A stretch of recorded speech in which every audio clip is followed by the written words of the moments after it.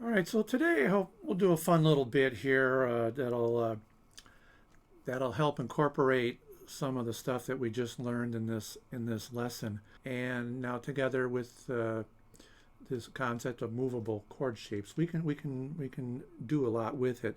Let's take an example where you're a guitar student, you've been learning a little bit here, and a friend comes up to you or a family member or whatever and says, "Hey, I hear you've been taking guitar lessons. Show me something." This is something you can whip out and hopefully impress them a little bit. Private note to my current student, Eric. Sorry I didn't get around to this while your sister was visiting, so you could knock her socks off. But maybe next time. We're going to do this on a variation of 12-bar blues. Now, a lot of people they think they hear blues and they go, "I'm not interested in blues music." They think blues. They hear B.B. King and Muddy Waters and some of the old greats, Robert Johnson, Howlin' Wolf, etc. But blues music is very integral into everything else that followed: rock and roll, country, everything. All right. So anyway, let's get into this. Well, what we're going to do is we're going to use three seventh chords and three major chords from the same family. So the first one the chord we're going to use is E7. Then we're going to use A7. Then we're going to use B7. Okay, so those are the seventh chords we're going to use. And then at the very last, when we end this little bit, you'll see when we get to it though, we're going to play that A7. We're going to add our pinky down here to that note D on the second string of the third fret to bring out a little dissonance. And it's the last note to this bit that we'll get through. Don't worry about it. We'll get through it. All right, now the majors are just the E major, the A major, and the B major. Now we're just going to play the easy B major. I mean, you can play the bar if you want, but we're really not into bars yet.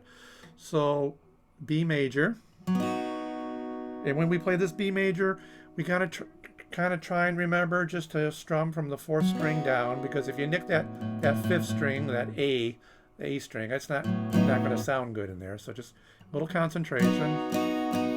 Okay? So E7, A7, B7, E major, A major, and B major. All right, now the strumming pattern we're going to use, you know it. It's the doo-doo oo-doo. So it's just that down, up, down, up, down, up.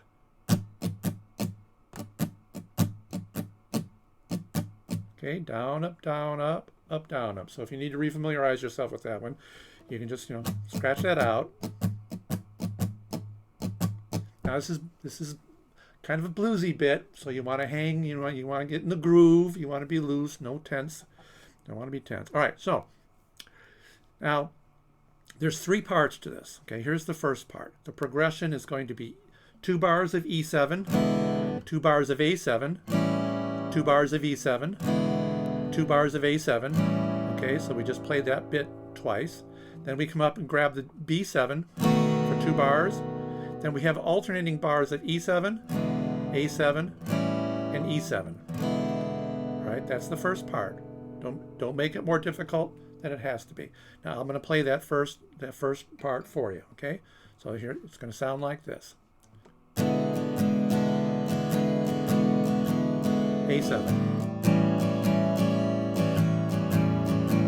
E7, A7, B7, E7, A7, E7. Okay, that's the first part. Not so hard, right? Pretty straightforward. All right, now the middle 8 is going to be 2 bars of A, 2 bars of E, 2 bars of A, and 2 bars of B, all majors. Okay, now when you play that A major, if you play A major normally with your middle 3 fingers stacked or twisted, with your index finger on that 3rd string, you'll want to play them with your bottom 3 fingers, because it just makes playing the B major, which is going to come after this, easier. Hold shape, move up, slide up 2 frets, drop your index finger down on the 1st string of the 2nd fret. Okay, now I'll play that for you. Here we go. Okay, this is the middle 8. We just came off that last strum of the E7. So it goes A, E, A, B major.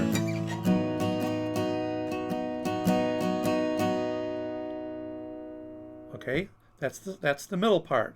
And then to end it, we come right back to the first part and we do the exact same thing, with the only difference is on that final E7, we add our pinky down to that note D there on your 2nd string 3rd fret. Okay, so I'm not going to repeat that again because it's the exact same thing, but now I'm going to play the whole thing all the way through. All right, and try and play along with me. Yeah, slow it down as much as you need to. So E7, we're going to start with E7. Here we go. Ready? 1, 2, 3, 4.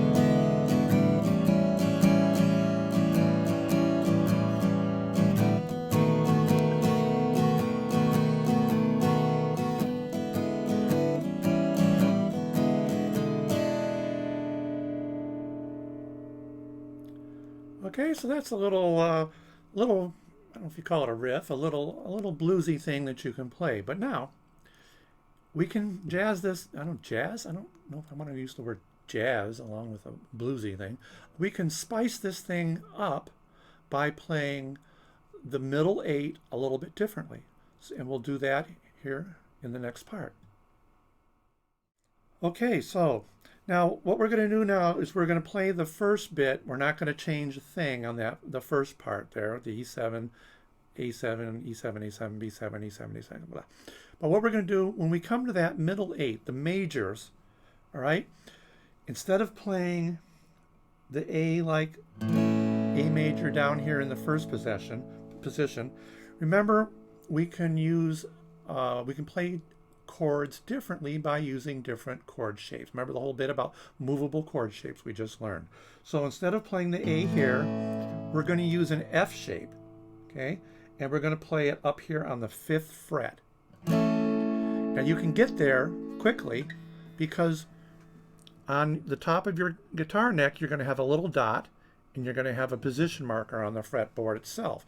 So you can aim to place your index finger on that 5th fret. So from the A major, you just come right up here and find it. You can do it pretty quickly. So that's the F shape. Okay, so we're going to play the A major. I mean, this is an A major. We're just using a different shape in a different position. A major, but it's got a little more trebly bit to it. Okay, so the next chord is an E major. So instead of playing E major here in the first position as an open chord, we're going to play the E major as a D shape. Remember, here's good old D down here. And we're going to move it up 2 frets, and we're going to play E major here in the 4th fret. Now you can play it by just strumming strings 1, 2, and 3. But that's a kind of a thin sound to it. So if we use our pinky and we cover that fourth string, we can strum from the fourth string on down. But we want to try like I did there. I just nicked that fifth string and it sounded kind of sick. So that's E major.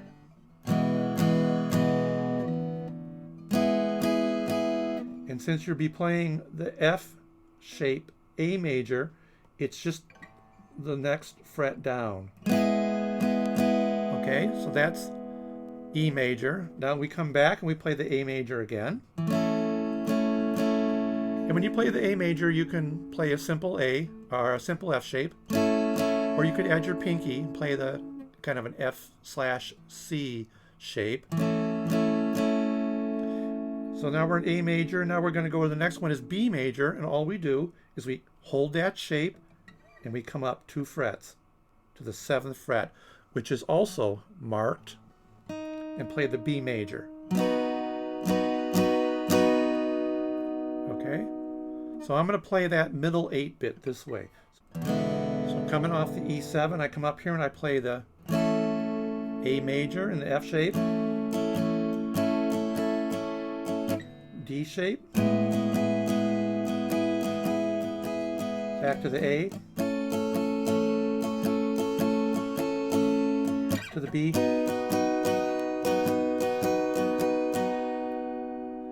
and then the third part is identical to the first. All right, so let's see if we can try that. Now it is a little bit trickier, but once you get the F shape down, and the D is probably the most hardest to find, or to form. And if you just want to form the D, that's pretty easy. So let's play the whole thing through this way. All right, we're going to start down here on the E7. Here we go. Ready? 1, 2, 3, 4.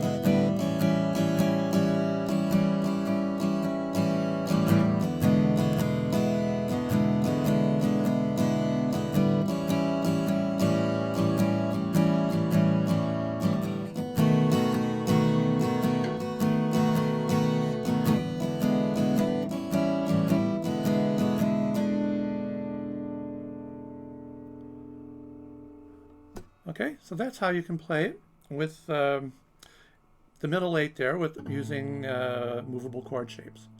One other thing that you can do when you're playing this F shape up here on the A major, if you've read the chapter on playing bar chords, this is a good way to practice the completing the bar method, which is the technique that I use most often. So when you're coming off that E7 and you're going to play that A major in the F shape, if you play it initially as an easy F and then adding your pinky, then you can complete the bar on the subsequent strums. So you could play the A major and then just move your index finger up to complete the bar and play the bar chord. So it would go like this, coming off that E7.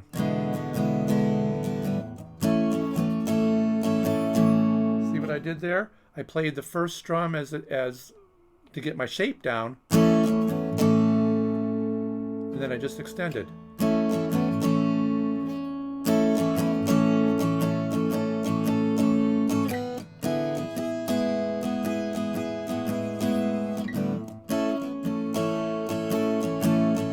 And you can just keep the shape.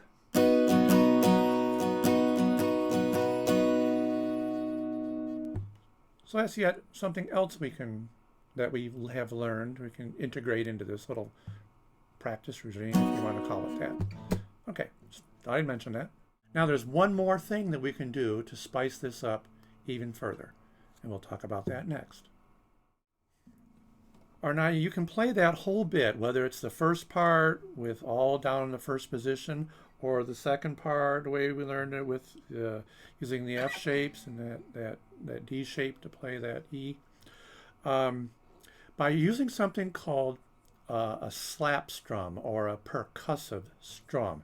And what that is when you make your downstroke, you slap the strings on your downstroke. So you want to get this sound.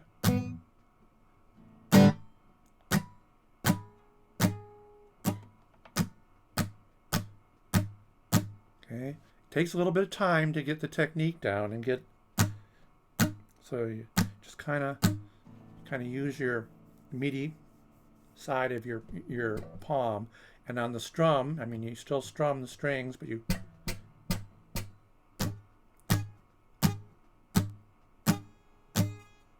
okay, and then we just do that with the chords. So for the E7, it's just, or using the whole strum.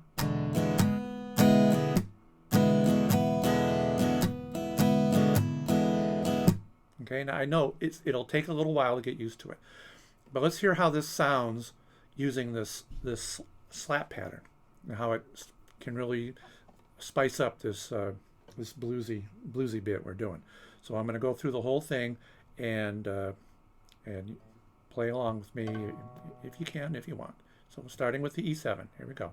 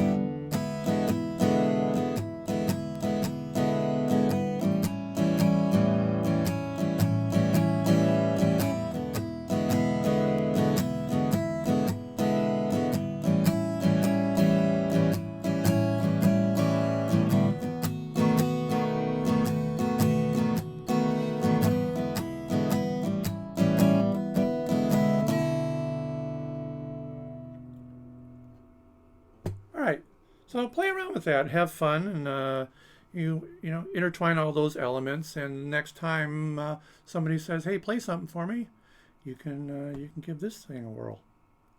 All right, have fun with it.